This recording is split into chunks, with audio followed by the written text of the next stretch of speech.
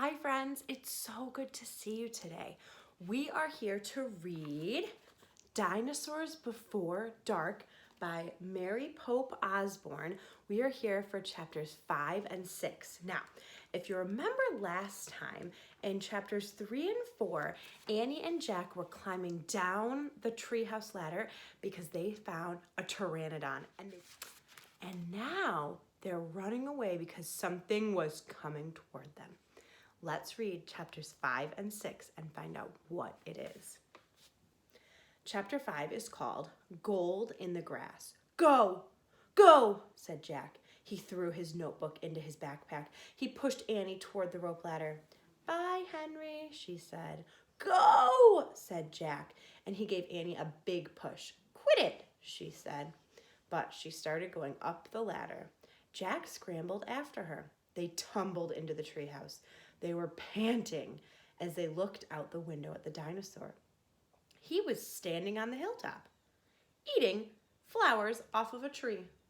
Oh, man, whispered Jack. We are in a long time ago. The dinosaur looked like a huge rhinoceros, only he had 3 horns on top instead of 2.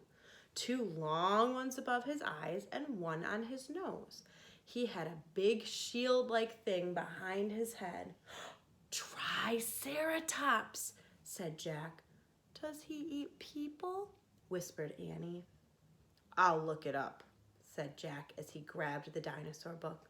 He flipped through the pages. There, he said, pointing to a picture of a triceratops. He read the caption. Remember, the caption is under the picture, and it tells a little bit more about what the picture is doing, about what the character in the picture is doing, or more information so we can continue to learn. This caption reads, "The Triceratops lived in the late Cretaceous period. This plant-eating dinosaur weighed over 12,000 pounds. Jack slammed the book shut. Just plants, no meat. Then let's go see him, said Annie. Are you nuts? Said Jack. Don't you want to take notes about him? Annie asked. We're probably the first people in the whole world to ever see a real live triceratops. Jack sighed. She was right. Let's go, he said. He shoved the dinosaur book into his bag. He slung it over his shoulder and started down the ladder. On the way down, Jack stopped. He called up to Annie. Just promise you won't pet him. I promise. Promise you won't kiss him. I promise. Promise you won't talk to him. I promise. Promise you won't. Go, go, said Annie. And Jack went. Annie followed. When they stepped off the ladder, the pteranodon gave them a kind look. Mwah! Annie blew a kiss at him. Be back soon, Henry, she said cheerfully. Shh, said Jack, and he led the way through the ferns, slowly and carefully. When he reached the bottom of the hill, he kneeled behind a fat bush. Annie knelt beside him and started to speak. Shh! Jack put his fingers to his lips. Annie made a face. Jack peeked out at the Triceratops. The dinosaur was incredibly big, bigger than a truck, and he was eating flowers off of a magnolia tree. A magnolia tree is a tree that can be really big or it can be small and has waxy leaves, so the leaves are very thick, and it has beautiful flowers that bloom in the spring. So they're either purple or pink or white. So if you drive around right now in springtime, you might find some magnolia trees.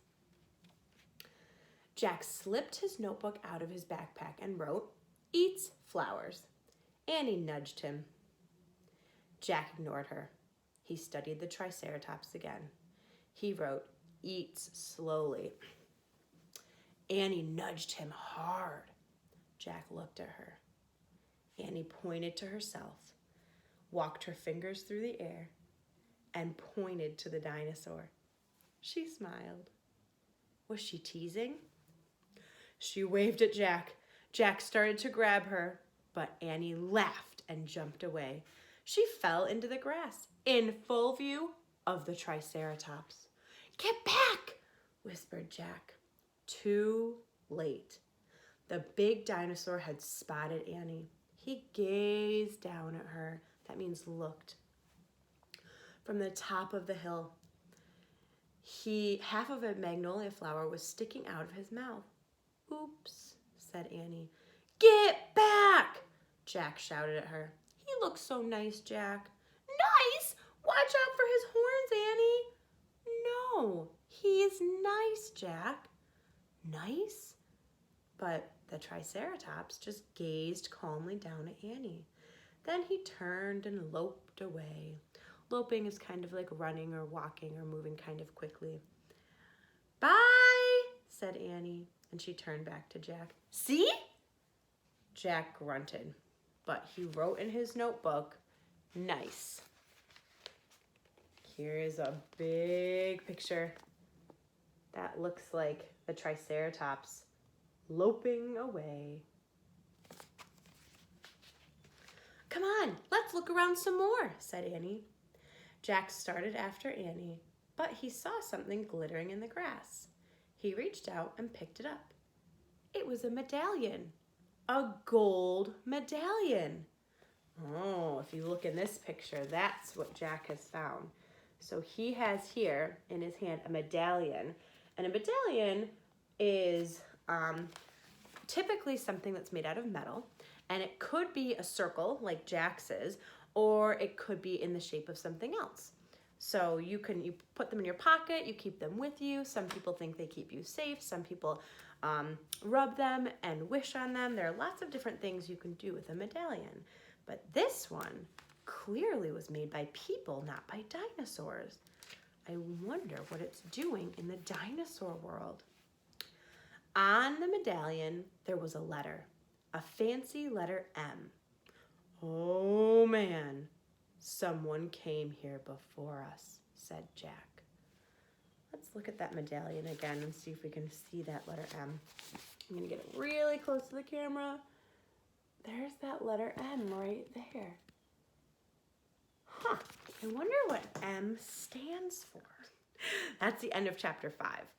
We're on to chapter 6. So here it says chapter 6, and the title of the chapter is Dinosaur Valley. "Annie, look at this," called Jack. "Look what I found."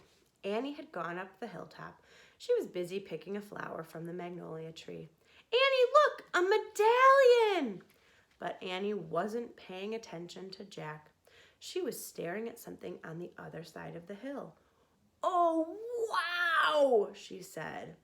"Annie!" Clutching her magnolia flower, she took off down the hill. "Annie, come back!" shouted Jack. But Annie had disappeared. "I'm gonna kill her," Jack muttered. He stuffed the gold medallion into his jeans pocket. Then he heard Annie shriek. A shriek is a loud, high-pitched scream. "Annie?" Jack heard another sound as well. A deep, bellowing sound like a tuba. A tuba is a brass instrument. It's very, very large.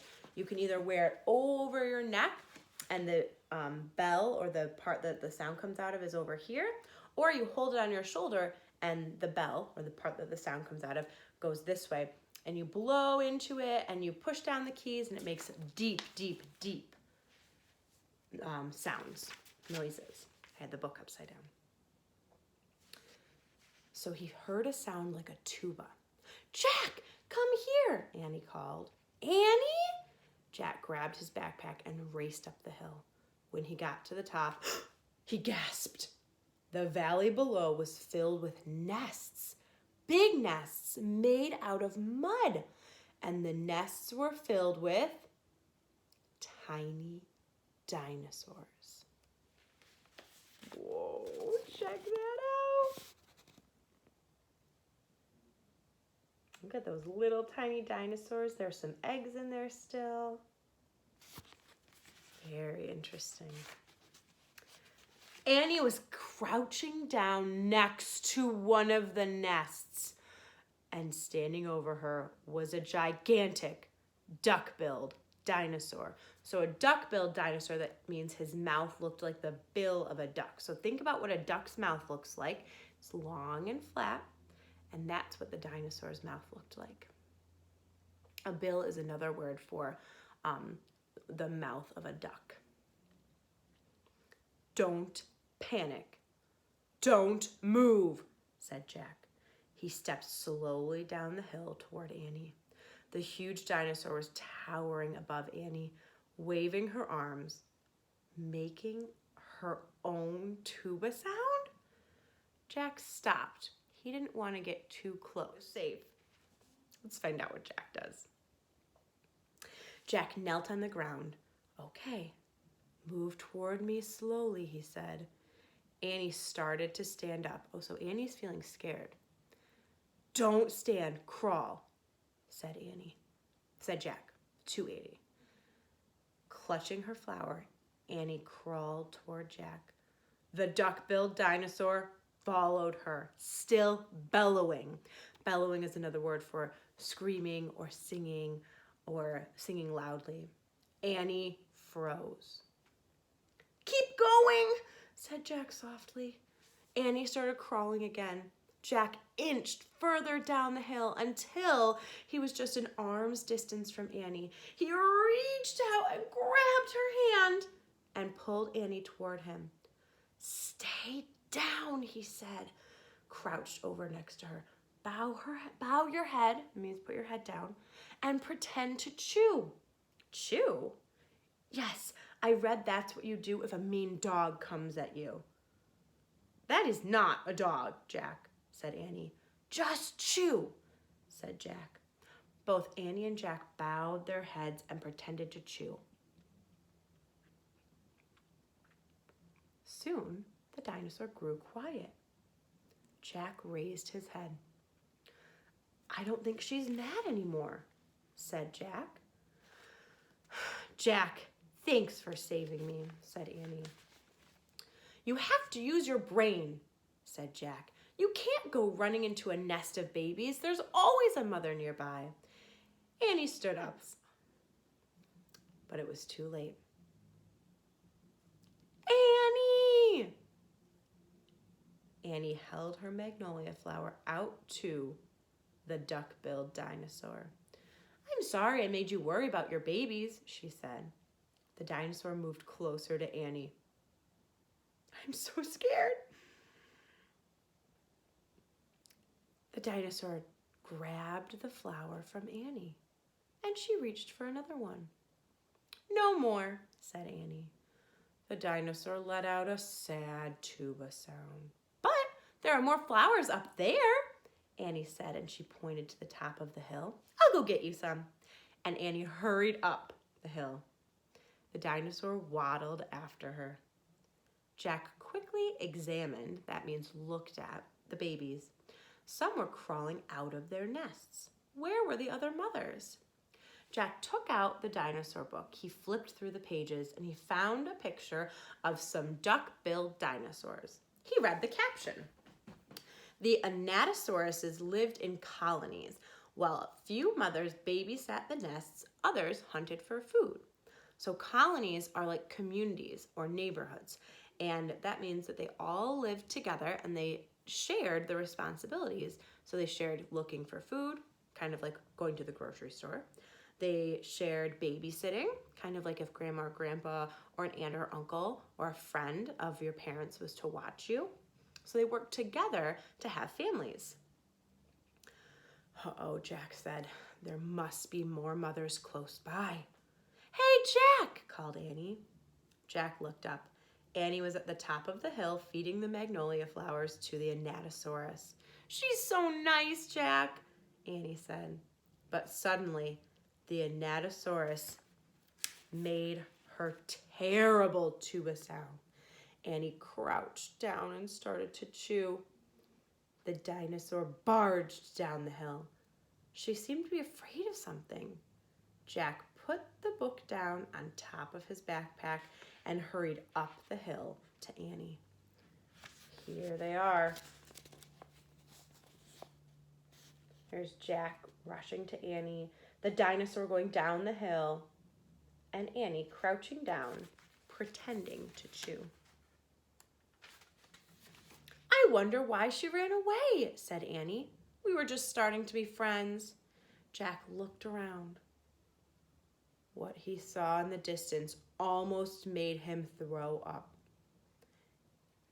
What do you think it will be? Start thinking. An enormous, ugly monster was coming across the plain. He was walking on 2 big legs and swinging a long, thick tail and dangling 2 tiny arms. Do you have a guess yet? He had a huge head, and his jaws were wide open. Even from far away, Jack could see his long, gleaming teeth. Tyrannosaurus Rex, whispered Jack. Oh my goodness, my friends, you won't believe it, but that is the end of chapter 6. What is going to happen next?